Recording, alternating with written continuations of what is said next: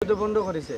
আজি মুখ্যমন্ত্রী হিমন্ত শর্মা নিজে কৈছে যে নামাজের কারণে আমি ভাঙাটো বন্ধ করিম। আমি তো নামাজ পড়িম আজি না, আমাক মারিলেও তো আমি নামাজ পড়িম।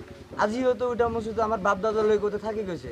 মসজিদের উপরত মোর অলপ মুহবাত আছে না, মুই অলপ এটা একটা উক্ত নামাজ পড়িয়া যদি সরকারে দিছে আমি পড়িম, কেনকা করে দিবা যাবা লাগে আমাক যাবার সময় দিয়ক বা এরি দিয়ক। যদি কিবা ডকুমেন্টস লাগে আমি এতে জমা দিয়ে না যাম। য'ত ভাঙা ভাঙি ওতে মসজিদ, মানে ইয়াতে সোমাব নিদিয়াৰ উদ্দেশ্যটো কি? উদ্দেশ্যটো মানে কি আমি তো নাজানো।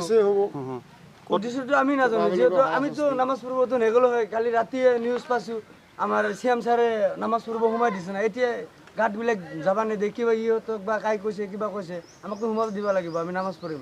যদি নিদিয়ে নিদিয়ে কি কৰিম এখন? সৰকাৰেৰ আদেশ তো আমি মানি আছো না, ফাৰ্স্টেৰ পৰা মানি আছো। 10 তাৰিখৰ আগত খালি কৰি দিবা কৈছে, আমি খালি কৰি দিছোঁ। ঘৰ জ্বৰ ভাঙাই চাঙাই বেলেগত থৈ দিছোঁ, ঘৰ নাই বাৰী নাই ক'ত থাকিম, তথাপিও আমি এৰি দিছোঁ। মুখ্যমন্ত্ৰী ছাৰে এৰি দিব কৈছোঁ। আৰু আজি মুখ্যমন্ত্ৰী ছাৰে নিজেও কৈছে নামাজ পঢ়িব সোমাই দিম, আমি নামাজ পঢ়িব আহিছোঁ। আমাক নামাজ পঢ়ি দিব লাগিব। নামাজ পঢ়িবলৈ দিয়া নাই, মানে হাৰাশাস্তি কৰি আছে। হাৰাশাস্তি কৰি আছে মানে চব ফালে। নিজেও কল কালিতো আপোনালোকক বুজা পাইছে নিউজ চেনেলত, ছাৰ নিজে কৈছে আমি যিহেতু নামাজ পঢ়িবৰ কাৰণে সোমাই দিছোঁ। যেহেতু আজি উচ্ছেদ আছিল না, বিশাল একটা উচ্ছেদ আছিল ইফালে, যেহেতু নামাজ পঢ়িবৰ কাৰণে সোমাই দিছে, আমি নামাজ পঢ়িম। এতিয়া গাঁতগিলা যাবা নেদে, যদি কিবা কৰি যাবা দিয়ে আমাক ভাল আছিল আৰু দিবা লাগছিল। মানে 2 কিলোমিটাৰ আগত গেটটো বহাৰ কাৰণটো কি? কাৰণটো কি এইটোতো বুজা নাপাওঁ। 2 কিলোমিটাৰ 3 কিলোমিটাৰ এইবাৰ চব ফালে আটকাই দিছে, একফালেতো নহয়। আমাৰ ইফালে ইফালে চব ফালে আটকাই দিছে। সাংবাদিকক সোমাব দিয়া নাই। সাংবাদিককো সোমা দিছে না বেমাৰী সোমা দিয়া নাই। শাক চব্জি খাবৰ কাৰণে নিজে চব্জি লৈ আছে, এতিয়া চব চব্জি লৈছে, খাব লাগে না। বন্ধ কৰিছে। আজি মুখ্যমন্ত্রী হিমন্ত শর্মা নিজে কৈছে যে নামাজের কারণে আমি ভাঙাটো বন্ধ করিম। আমি তো নামাজ পড়িম আজি না, আমাক মারিলেও তো আমি নামাজ পড়িম। আজিও তো ওইটা মসজিদ আমার বাপ দাদা লৈ গোতে থাকি গৈছে।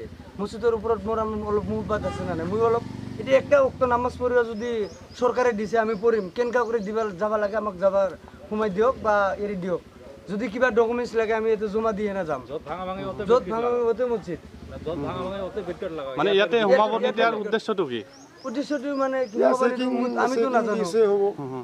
উদ্দেশ্যটো আমি নাজানো, যেহেতু আমি তো নামাজ পড়ব তো নেগলো হয়। কালি রাতিয়ে নিউজ পাইছো আমার সিএম স্যারে নামাজ পড়ব সোমাই দিছে না। এতিয়া গাঁতবিলাক যাবা নেদে, কিবা ইহঁতক বা কাই কৈছে কিবা কৈছে, আমাক তো সোমাব দিব লাগিব, আমি নামাজ পঢ়িম। যদি নিদিয়ে নিদিয়ে কি কৰিম এখন? সৰকাৰেৰ আদেশ তো আমি মানি আছো না, ফাৰ্স্টেৰ পৰা মানি আছো। 10 তাৰিখৰ আগত খালি কৰি দিবা কৈছে, আমি খালি কৰি দিছোঁ। ঘৰ জ্বৰ ভাঙাই চাঙাই বেলেগত থৈ দিছোঁ, ঘৰ নাই বাৰী নাই ক'ত থাকিম, তথাপিও আমি এৰি দিছোঁ। মুখ্যমন্ত্ৰী ছাৰে এৰি দিব কৈছোঁ। আৰু আজি মুখ্যমন্ত্ৰী ছাৰে নিজেও কৈছে নামাজ পঢ়িব সোমাই দিম, আমি নামাজ পঢ়িব আহিছোঁ। আমাক নামাজ পঢ়ি দিব লাগিব।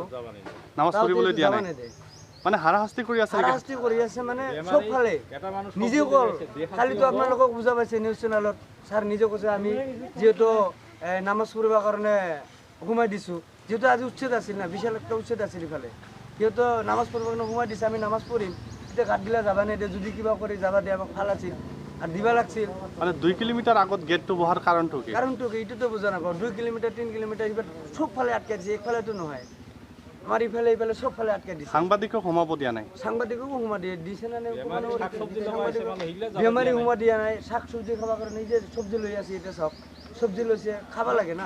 যিকোনো খবৰৰ বাবে যোগাযোগ কৰক 7099017330 লগতে 7099017110 নম্বৰত।